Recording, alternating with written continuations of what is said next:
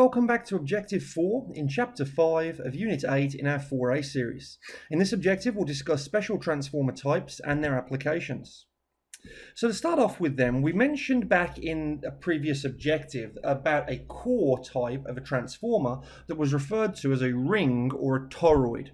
Well, it's now the time to discuss those particular ones. Now, the ring type transformers are used for things called CTs and VTs, and these are instrument transformers that either measure the voltage or the current. Now, the reason why we use a transformer to measure voltage or current is because that meters have standard voltages and currents that they are able to read. And the standard voltage and current for a typical ammeter stroke voltmeter is 120 volts at 5 amps. Well, as we've seen previously, what if we're measuring a value that's very much greater than that? We apply a multiplier, but we would need to step the voltage down and also step the current down. Well, that's where these transformers come in. Okay, so how are these connected? Well, CTs are current transformers, and ammeters, which is what they will connect to, they must be connected in series with the load. So you can see here the CT with the circuit symbol of a transformer is in series with the circuit and the load. The VT is a voltage transformer, which will be connected to a voltmeter, and voltmeters are connected in parallel with the load. Now, if we now combine the current transformer connected to the ammeter and the voltage transformer connected to the voltmeter, if we combine these together, we get a wattmeter. And wattmeters measure power. And how do they work? Because power is equal to volts times amps. So if we measure the voltage and we measure the current, multiply it together, we get our wattmeter. And that's the arrangement that you can see here on screen, and that's how power is measured on, for example, bus bars or in switch rooms. Now, there is a warning in particular with CTs or current transformers. And the best way to describe this is to illustrate it with an example. So if our ammeter can only measure a maximum of 5 amps and our supply is at 347 volts and 32 amps, what would the secondary side voltage be? Well, we could use our formula that we've seen previously and say that Vp over Vs is equal to Is over Ip. If we put the values into that, well, Vp is 347, Vs we're trying to find, our Is, secondary current, is going to be 5 amps, that's what the ammeter can actually measure, and then the 32 amps is the primary current.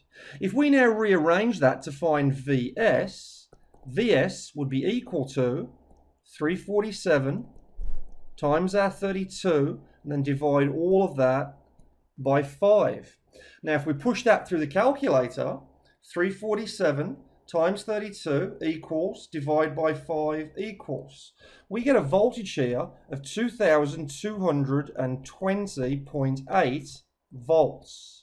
Now, that is absolutely massive, and that's because we are stepping the current down in order to measure it, because that secondary ratio of the current for primary and secondary is upside down, stepping the current down means we step the voltage up.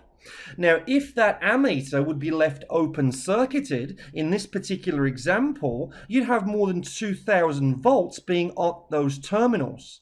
If somebody was to touch that, you could kill them. So the terminals in switch rooms that CTs and VTs connect to, they must be shorted out for a CT when it's not being used. Now, this is an electrician's job to do this, and they use shorting links with it. But this bit here in red saying never leave a current transformer open circuited on the secondary side of a live circuit, that is a super common question to be asked about, because if it is left open, there's the potential of a massive electric shock risk there. So that's something to definitely be aware of, and once again illustrates that when we step voltage down, you step current up, and vice versa. Okay, so a type of transformer to mention then is autotransformers. And autotransformers are simply a transformer that only has one winding. And that winding is now going to be common, of course, to both the primary and the secondary side. However, in order to have them separated, we have to tap off the connection for the secondary side. Now, what do we mean by tap? We simply mean connect off of a winding. Now, this can be seen here with this very simplified diagram of an auto transformer. So you can see there is only one winding. We have our primary side on the left and we have our secondary side on the right. Now, the tapping is going to occur right here in the center, and that's where our secondary side connection is going to be made. You'll notice the conductor at the bottom is common to both sides, and that's going to be the neutral or the return conductor that's common to both sides of the winding. Now, having an arrangement this way requires us to be a little bit more cautious with them, and that is because there is a possibility that the transformer's primary voltage will appear on the secondary side if it gets open circuited.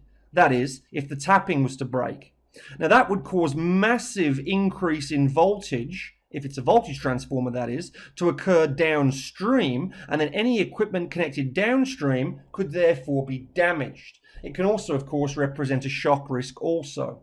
Now, are you in your sort of careers likely to come across auto transformers? Well, the answer is no, not really. They're only used really for more specialized applications or in applications on the national grid where we're supplying current and voltage around the country. Now, the standard arrangement of our transformers is that of a double wound transformer. And these are simply transformers that have two windings. But as you can see here in figure 8 of your textbook on page 13, a double wound transformer can be arranged and connected as an auto transformer, as seen on the right-hand side here of figure 8b. Now, we would never do this, of course. If this was done, it would be done by an electrician. But off the top of my head, I can't see why you would purchase a double wound transformer and deliberately turn it into this. You should be purchasing a bespoke auto transformer. All right, so what do you use them for and where do we come across them? Well, the applications in plants that we sometimes see these is for motor starters. Won't really get into that at 4th class, that will come later in 3rd class, but there is a type of starter for a motor called an auto transformer starter. We also don't see them too often these days since the advent of VFDs in the 80s. Certain automatic welding machines use them. Large display lighting that uses cold cathode tube lighting that most people refer to as neon lighting. Neon lighting hasn't been around for absolutely years. The modern lighting for that is called cold cathode. And then lastly, on the electricity grid. And the reason why they use them on the high voltage sides for transmission of voltages is because there's only one winding, and that means there's a huge saving in copper, also a saving in volume in terms of the size of the device, which therefore gives them a large cost saving. So that's where auto transformers are likely to be seen.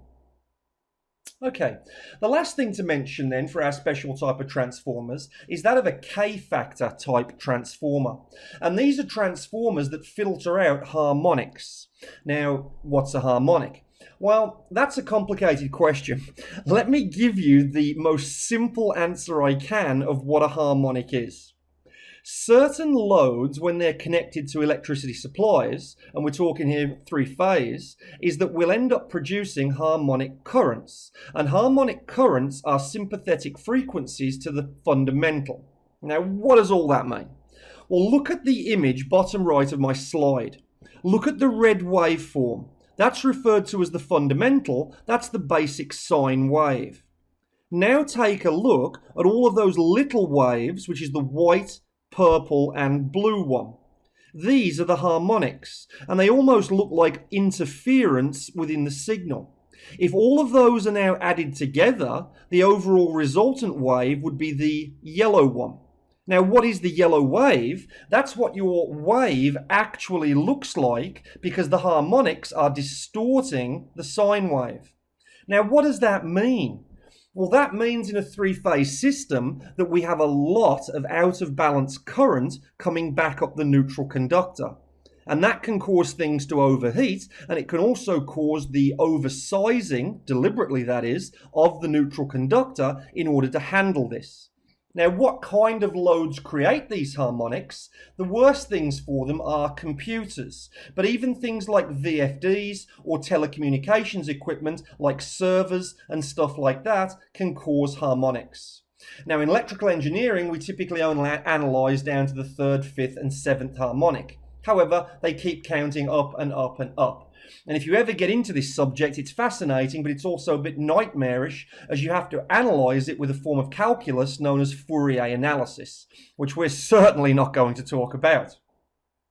Okay, so in order to address that problem of these harmonic currents that can cause overheating and large out of balance currents in our system, we use a transformer that basically filters them out. And that kind of transformer is referred to as a K-type transformer. In the good old days, before these K transformers existed, they also used to put a delta-connected tertiary winding into the transformer that would also address this also. And as you can see here from a table in your textbook on page 14 of Table 1, there are different K ratings of transformers for different applications. So for example, a K13 is ideal for an SCR variable speed drive. What's an SCR variable speed drive? A VFD, basically. So there are different transformers to deal with all of these different applications. That's about as much as I want to tell you about harmonics, because again, it is a very deep dive subject, and we just certainly don't need to talk about it in any great depth. So that's it really for the K-type transformer, and that is it for our special type of transformers for this objective. So again, another very quick and easy one. Give it a straightforward read, check out the types of questions you're likely to see for it, and then when you're ready, come back and see me for the last objective in this chapter, Objective 5, where we'll discuss transformer cooling, safety, and required maintenance. So when you're ready, I'll see you back for that one soon. Take care.